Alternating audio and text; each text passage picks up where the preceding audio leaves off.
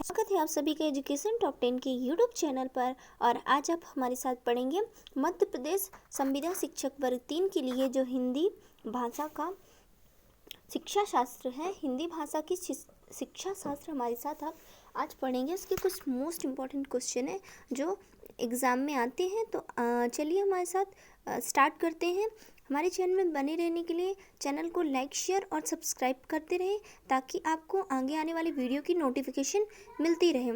तो चलिए दोस्तों स्टार्ट करते हैं। सबसे पहले आपको ऊपर स्क्रीन पे दिख रहा होगा हिंदी शिक्षा शास्त्र। इसी से रिलेटेड आज हम कुछ क्वेश्चन बताने वाले हैं आपको। सो आप लोग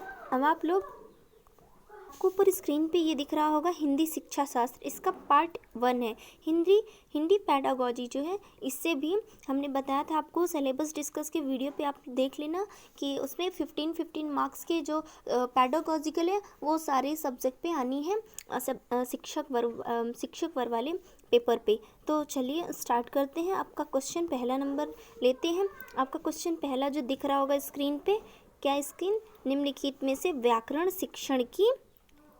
शिक्षण की विधि नहीं है। पहला क्वेश्चन आपको दिख रहा होगा व्याकरण शिक्षण की विधि नहीं है। पहला क्वेश्चन दोस्तों आपको ये दिख रहा होगा, एक सेकेंड दोस्तों, हाँ ये देखिए, व्याकरण शिक्षण की विधि नहीं है। क्या सूत्र विधि नहीं है, आगमन निगमन नहीं है, व्यास विधि नहीं है, या समवाय विधि नहीं है?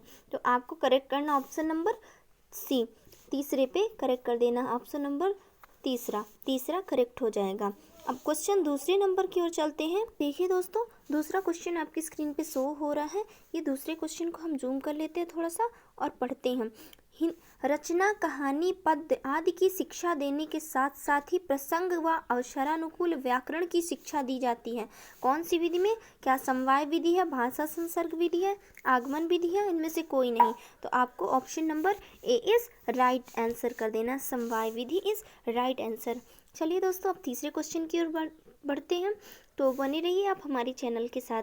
तीसरा क्वेश्चन है, आपको ऐसे ही कुछ और भी इम्पोर्टेंट क्वेश्चन देखने को मिलेंगे। और तीसरे क्वेश्चन की ओर चलते हैं। पाठ योजना निर्माण का सर्वाधिक लाभ मिलता है किस चीज़ में? पाठ योजना जो निर्माण करते हैं इसका सर्वाधिक लाभ किस चीज़ में मिलता है विद्यार्थियों को? पहला ऑप्शन है विद्यार्थियों को।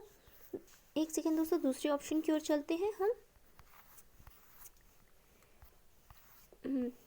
ये देखिए दोस्तों, दूसरा ऑप्शन है शिक्षक को, या प्रधानाध्यापक को, या किसी को नहीं।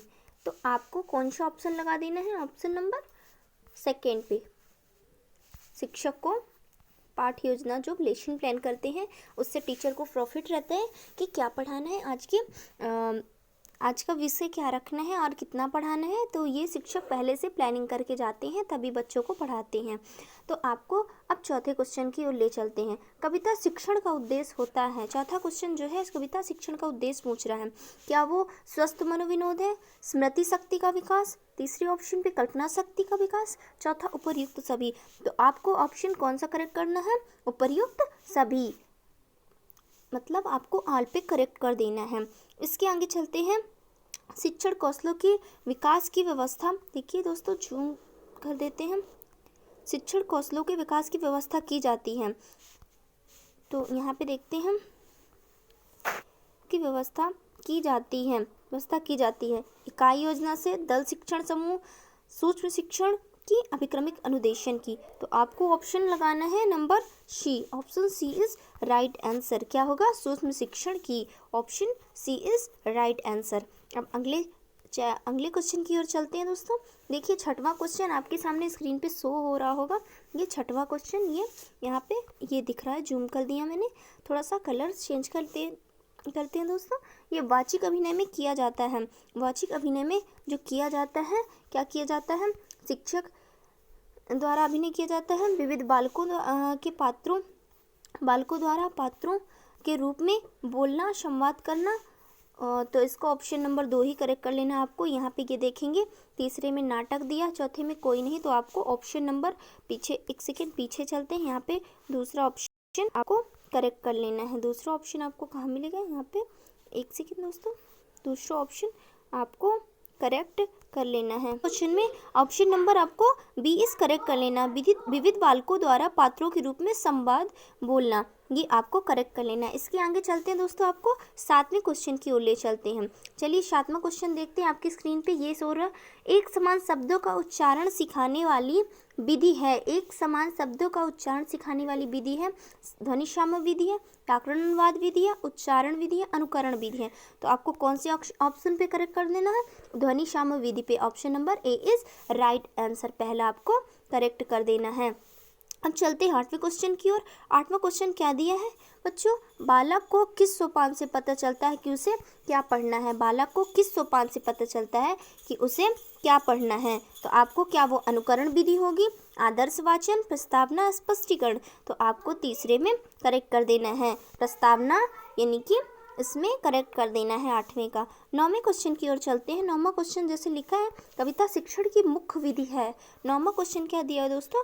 कविता शिक्षण की मुख्य विधि है। क्या वो व्याख्या विधि है, क्या प्रश्नोत्तर विधि है?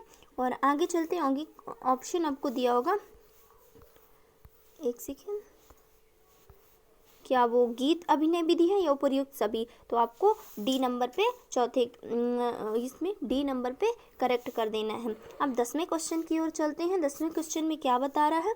निम्नलिखित में भाषा का आधारभूत कौशल नहीं है। भाषा का आधारभूत कौशल नहीं है। कौन सा नहीं है? भाषा का आधारभूत कौशल विचार करना नहीं है। पहले पे आपको करेक्ट कर देना है। ना वो पढ़ना, सुनना, बोलना ये सब आते हैं, लेकिन विचार करना नहीं है। विचार करना इसका कौशल नहीं है। और अब क्वेश्चन नंबर 11वें पे चलते हैं। हरवट की पंचपदी का पद नहीं है। तो क्या वो प्रस्तावना नहीं है, पुनरावृत्ति नहीं है, प्रस्तुतिकरण नहीं है, तुलना नहीं है? तो आपको 5वें में कौन सा करेक्ट कर देना है? Option number B is right answer, पुनरावृत्ति। अब चलते हैं क्वेश्चन नंबर 12वें की ओर। देखिए दोस्तों, क्वेश्चन नंबर 12वां जो पूछ रहा है, कविता शिक्षण की विधि नहीं है। कविता शिक्षण की विधि नहीं है। क्या वो रसास्वादन विधि नहीं है, व्याख्यान विधि नहीं है, और इसके बाद कुछ ऑप्शन दे रहे हैं, अनुकरण विधि है, और गीता विनय विधि है। गीता विनय विधि है। तो आपको 12वें पे तीसरे आंसर को करेक्ट कर देना है, अनुकरण विधि नहीं है। ये यहाँ पे आपको जूम करके दिखा रहे हैं दोस्तों, ये देखिए, अनुकरण विधि नहीं है। फिर है 13वां क्वेश्चन है, भाषा संसर्ग विधि उपयोगी है पद्य शिक्षण में, व्याकरण में, गद्य शिक्षण में, लेखन में? तो इसमें आपको कौन सा करेक्ट करना है?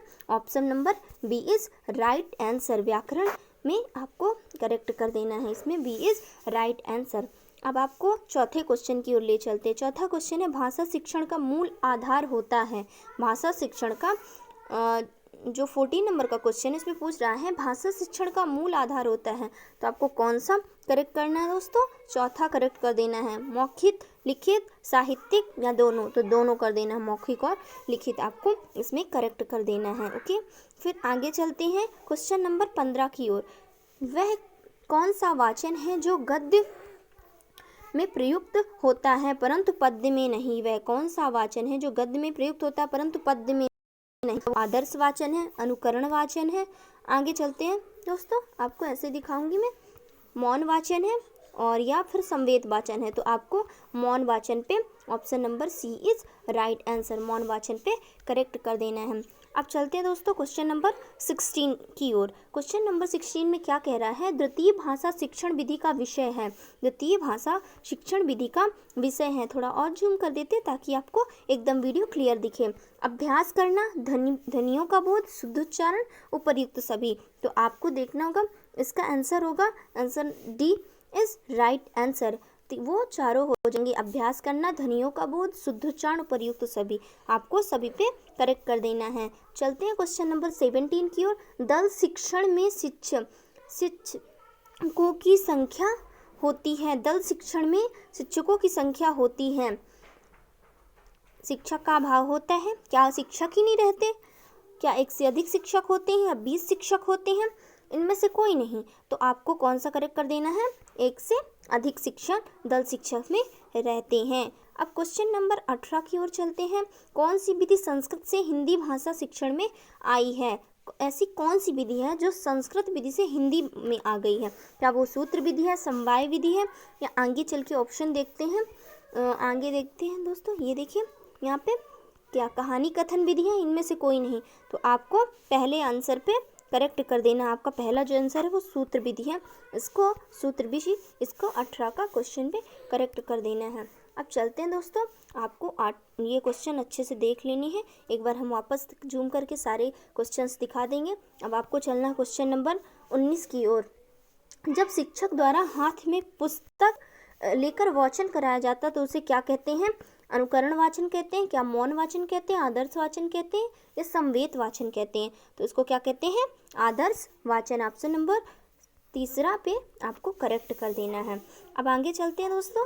वह प्रविधि जिसमें विद्यार्थी अपना अध्ययन कार्य अध्यापक की ओर देख रेख में पूर्ण करते हैं, क्या वो स्व अध्ययन कहलाती है, पर्यवेक्षित अध्ययन कहलाती है, गृह कार्य कहलाती है या मौखिक कार्य कहलाती है? तो आपको दूसरे ऑप्शन पे पर्यवेक्षित अध्ययन पे करेक्ट कर देना है।